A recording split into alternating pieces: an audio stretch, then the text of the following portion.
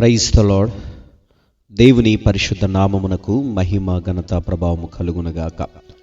క్రీస్తునందు దేవుని బిడ్డలందరికీ శుభాలు వందనాలు తెలియజేస్తూ ఉన్నాను. ప్రియ దైవ బిడ్డలారా, కొన్ని దినాలుగా పరిశుద్ధ గ్రంథంలో నుంచి కొంతమంది వ్యక్తుల యొక్క జీవిత చరిత్రను మనం తెలుసుకుంటూ ఉన్నాం.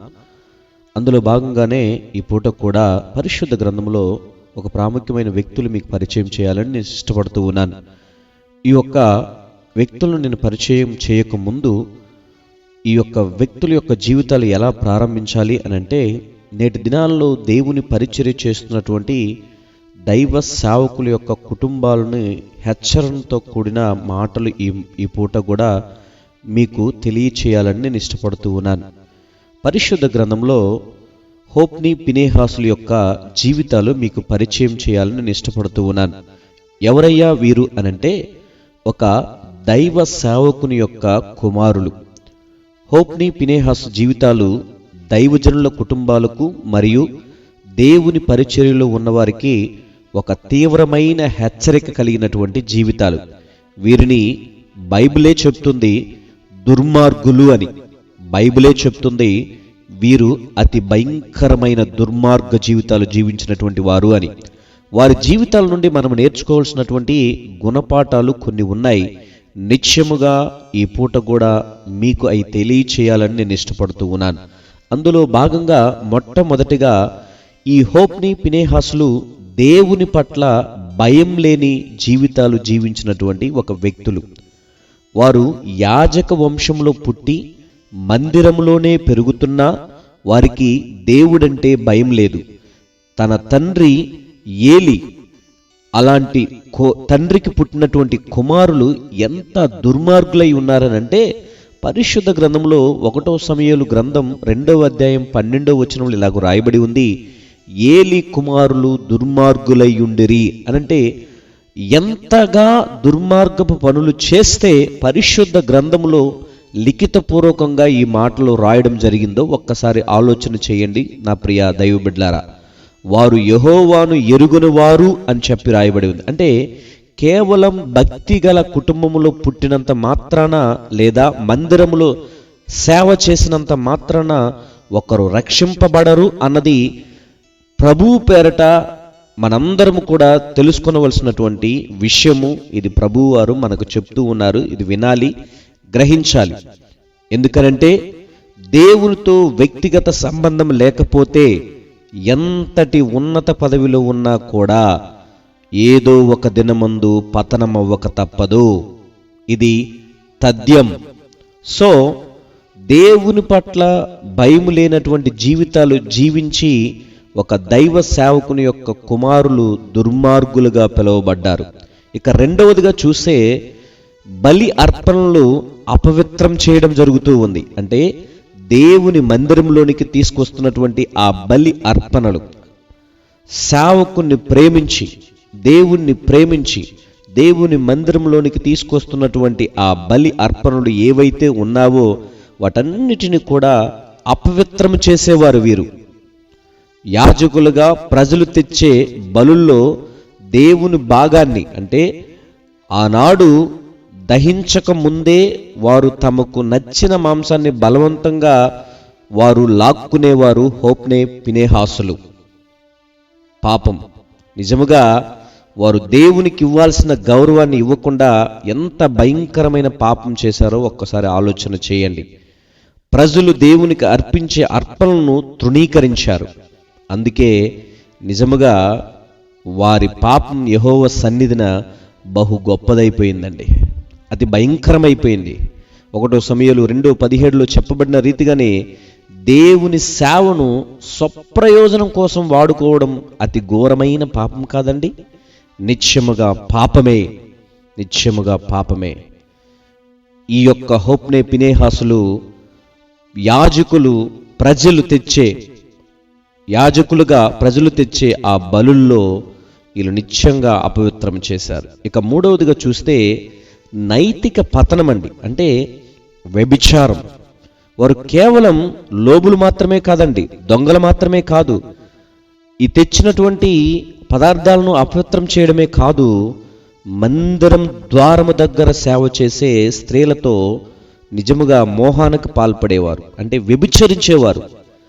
1 సమూయేలు 2:22 మనం చదవగలిగితే నిశ్చయముగా మనకు వారి జీవితం తేట తెలివిగా అర్థమవుతుంది, వారు ఎలాంటి వారు అన్నది.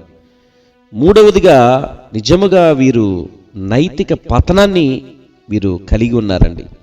దేవుని పట్ల భక్తి లేని చోట నైతిక విలువలు ఉండవు కదా.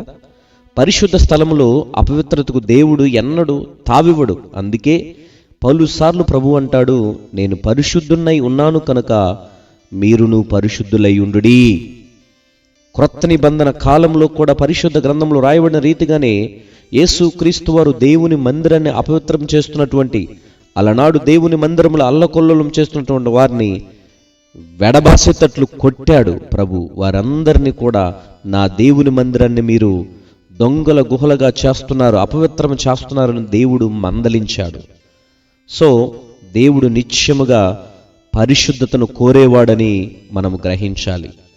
నా ప్రియ దైవబిడ్డలారా, నాలుగవదిగా తండ్రి మందలింపును తృణీకరించినటువంటి ఒక వ్యక్తులు ఈ హోప్నే, ఫినెహాసులు.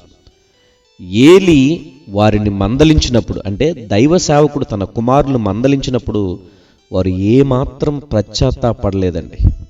వారి హృదయాలు కఠినమైపోయాయి. దానికి బదులుగా తీర్పు ఏమైపోయిందో తెలుసా? ఎవరైతే పశ్చాత్తాపడరో వారికి దేవుని తీర్పు తప్పదు. నిశ్చయముగా దేవుడు తీర్పు అనుగ్రహిస్తాడు. దేవుడు వారిని ఏం చేశాడో తెలుసా? చంపదలుచుకున్నాడు. కాబట్టే వారు వినలేదు అని వాక్యం చెబుతుంది. ప్రియ దైవ బిడ్డలారా, వారి అంతమంతా కూడా ఒక విషాదంగా మారిపోయిందండి. దేవుడు చెప్పినట్టే ఒక రోజున యుద్ధములో వీరిద్దరూ చనిపోయారు. వారు చనిపోవడమే కాదండోయ్, వారు చనిపోయిన ఆ పరిస్థితుల్లో మందసం పట్టబడింది. అంటే దేవుని మహిమ ఇశ్రాయేలులో నుండి వెళ్ళిపోయింది. అలాగే వారి కుటుంబం నాశనమైపోయింది. వారి తండ్రి ఏలి కూడా ఆ వార్త విని చనిపోవడం జరిగింది, దేవుని మందసం పట్టబడిందన్న తెలిసిన వెంటనే. అలాగే ఈ హోప్నే, ఫినెహాస్ ఉన్నాడు కదా, ఫినెహాస్ భార్య ఆ మహిమ వెళ్ళిపోయింది అని తెలిసిన వెంటనే, దేవుని మందసం ఇశ్రాయేలులో నుండి వెళ్ళిపోయిందని తెలిసిన వెంటనే తన కుమారునికి జన్మనిస్తూ ఏమనిందో తెలుసా? ఇకాబోదు, అంటే ప్రాణం జన్మనిస్తా తన ప్రాణాన్ని విడిచి, ఇదిగో ఇకాబోదు అంటే ప్రభావం వెడలిపోయెను అని చెప్పి ఆమె చెప్పి జన్మనిచ్చి చనిపోవడం జరిగింది. ప్రియ దైవ బిడ్డలారా, మన జీవితానికి నిత్యముగా కొన్ని అలమరుస్తూ ఉండాలి. అదేంటో తెలుసా? పరిశుద్ధత దేవుడు కోరుకుంటున్నాడు అన్నది నిత్యముగా మన జీవితంలో మనము నిత్యం పాటించాలి. దేవుని పరిచర్య చేసేటప్పుడు మన హృదయం, ప్రవర్తన పట్ల బహు జాగ్రత్తగా ఉండాలి. ఎక్స్పెషల్గా దైవ సేవకులు, అలాగే దైవ సేవకుని యొక్క కుటుంబం, అలాగే క్రమశిక్షణ కలిగి ఉండాలండి. మన పిల్లలు తప్పు చేస్తున్నప్పుడు మాటలతోనే కాకుండా వారిని సరైన మార్గంలో పెట్టడానికి మనము కఠినంగా వ్యవహరించాలి, బెత్తము వాడాలి. దేవుని భయాన్ని వారికి రుచి చూపించాలి. దేవుడు ప్రేమ స్వరూపం మాత్రమే కాదండి, ఆయన దహించు అగ్ని అని, నిత్యముగా ప్రభు కోప్పడతాడని వారికి, మన పిల్లలకి తెలియచేయాలి. అది తెలియచేయకుండానే నిశ్చయముగా ఏలి తన యొక్క కుమారుల యొక్క పతనానికి ఏలి కూడా ఒకందుకు కారణమైపోయాడు. అంతా అయిపోయిన తర్వాత మందలిస్తే వారు మాట వింటారా? వినరు కదా. వారు ఎలా తయారయ్యారయ్యా అంటే నిశ్చయముగా వారి పతనాన్ని వారే తెచ్చిపెట్టుకున్నారు. దేవుని పట్ల భయం లేకపోవడం, బలి అర్పణలు అపవిత్రం చేయడం, దేవుని మందిరానికి వస్తున్నటువంటి స్త్రీలతో అసభ్యంగా ప్రవర్తించడం, మోహానికి పాల్పడడం నిశ్చయముగా వారు చనిపోయేటట్లు చేసిందండి. దేవుడు వారిని చంపేశాడు. ప్రియ దైవ బిడ్డలారా, 1 సమూయేలు 2వ అధ్యాయం మనం చదవగలిగితే నిశ్చయముగా ఈ యొక్క చరిత్ర అంతూ ఉంటూ ఉంది. ఈనాడు దేవుని మాట్లాడుతున్న ప్రియ దైవ బిడ్డలారా, వారి జీవితాలు ఎంత దయనీయమైపోయాయో మనలోని మనం ఒక్కసారి సరి చేసుకోవాలి. ఇవే మన జీవితాలకు గొప్ప ఆధ్యాత్మిక పాఠాలు.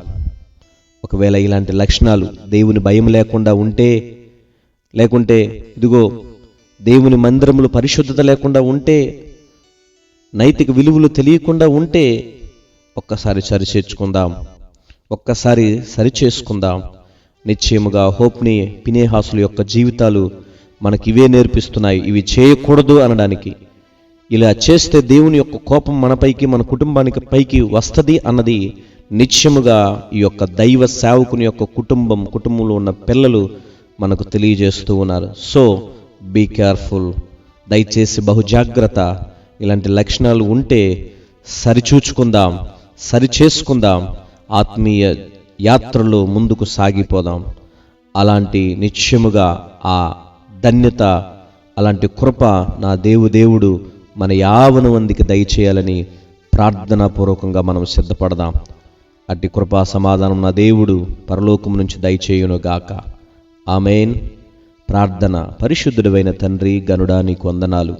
ఆశీర్వదించబడిన ఈ శ్రేష్టమైన సమయములో హోప్ని, ఫినెహాసుల యొక్క జీవితాలు మా ముందు ఉంచినందుకు నీకు స్తోత్రాలు. మీ యందు భయము భక్తి కలిగినటువంటి ఏలీ దైవ సేవ చేస్తున్నప్పుడు వారి యొక్క కుమారులు ఎంతగా తెగించారు, ఎంతగా దుర్మార్గంగా ప్రవర్తించారు అన్నది వారి జీవితాలు మాకు మూల పాఠాలుగా మీరు నేర్పించినందుకు వందనాలు.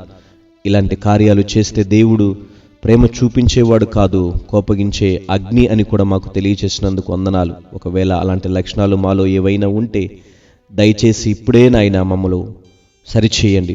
అలాంటి లక్షణాలను మీరు ఓడబెరికి పరిశుద్ధత కలిగి, దేవుని భయం కలిగి, మీ యందు నిశ్చయముగా వర్ధిల్లే కృపను మా యావన మందికి మీరు దయచేయమని, ఈ మాటలు వింటున్న ప్రతి ఒక్కరికి అలాంటి భాగ్యాన్ని దయచేయమని యేసు నామములో ప్రార్థిస్తున్నాము తండ్రి.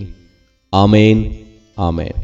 మే God bless you everyone. May God bless you. దేవునికి మహిమ కలుగునగాక, ఆ దేవదేవునికే ఘనత కలుగునగాక. ఆమేన్.